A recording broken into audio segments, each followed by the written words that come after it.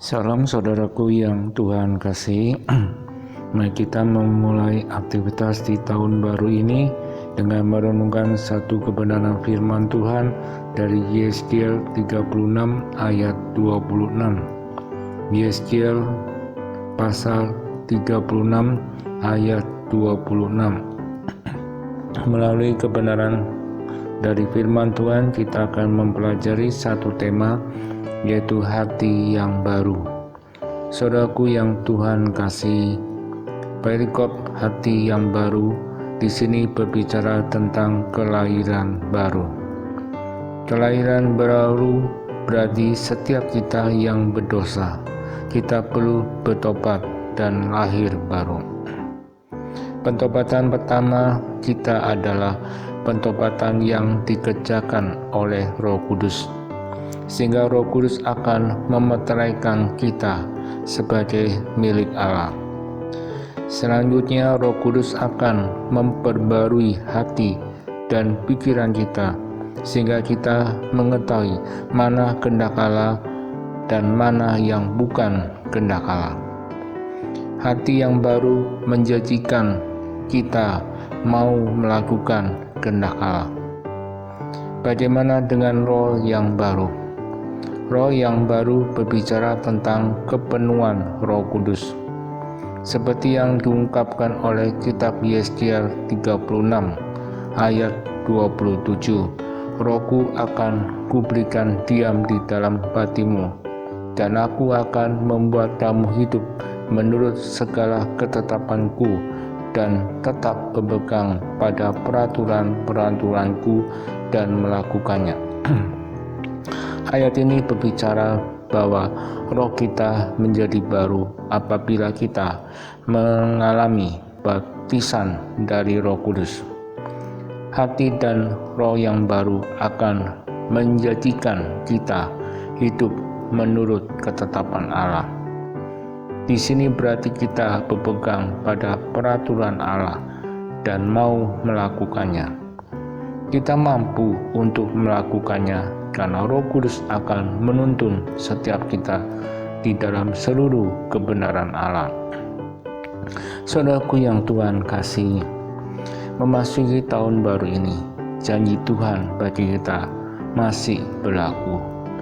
Janji Tuhan adalah Tuhan senantiasa memberikan rancangan damai sejahtera bagi umat yang setia mengasihi Dia.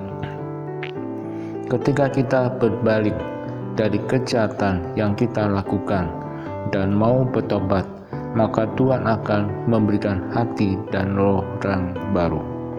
Dan Tuhan akan memberikan kita kemampuan agar kita dapat hidup taat kepada firman Tuhan. Hati dan roh yang baru harus disertai dengan sikap dan perbuatan yang sesuai dengan kehidupan kita. Saudaraku yang Tuhan kasih, di tahun baru ini ada beberapa hal yang harus kita lakukan. Yang pertama, lakukanlah segala pekerjaan atau studi kita di dalam Tuhan. Seperti yang dikatakan melalui Kolose 3 ayat 17. Dan segala sesuatu yang kamu lakukan dengan perkataan atau perbuatan, lakukanlah semuanya itu dalam nama Tuhan Yesus, sambil mengucap syukur oleh Dia kepada Allah Bapa kita.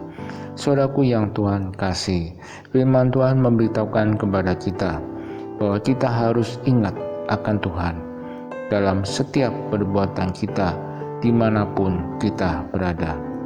Lakukanlah itu untuk Tuhan, bukan untuk diri kita sendiri. Yang kedua, iman harus disertai dengan perbuatan. Seperti yang dikatakan melalui kitab Yakobus 2 ayat 17. Demikian juga hanya dengan iman. Jika iman itu tidak disertai perbuatan, maka iman itu pada hakikatnya adalah mati. Firman Tuhan memberitahukan kepada kita bahwa ketakutan seringkali menghalangi kita untuk melangkah dengan iman. Pikiran dan logika selalu bertolak belakang dengan iman yang kita miliki. Tetapi ketika kita menyingkirkan segala ketakutan dan kita mulai melangkah dengan iman, maka kita akan melihat hasil dari perbuatan yang kita lakukan. Saudaraku yang Tuhan kasihi, tujuan dari renungan hari ini adalah sambutlah tahun baru ini dengan penuh keyakinan. Dengan cara lakukanlah segala sesuatu di dalam Tuhan. Percayalah akan janji Allah dan berserahlah kepadanya. Marilah kita melangkah di tahun ini dengan semangat untuk saling mengasihi dan saling mempedulikan sesama umat manusia. Kiranya Tuhan Yesus memberkati kita. Amin.